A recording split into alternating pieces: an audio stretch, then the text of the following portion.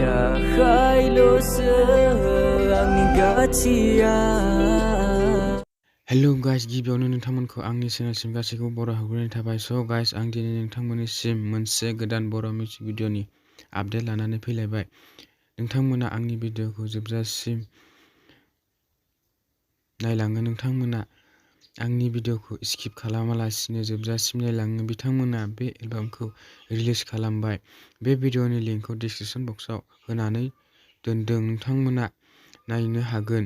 भिडिअ'खौ नायखांबायबा माबायदि मोनदों कमेन्ट खालाम, आरो बेफोरबायदि भिडिअ'खौ नायनो मोजां मोनोब्ला आंनि चेनेलखौबो साबस्क्राइब खालामना लानो हागोन, मानोना आं बेबायदिनो बर' फिल्म आरो बर' मिउजिक भिडिअ'नि सोमोन्दै निउस लानानै फैयो।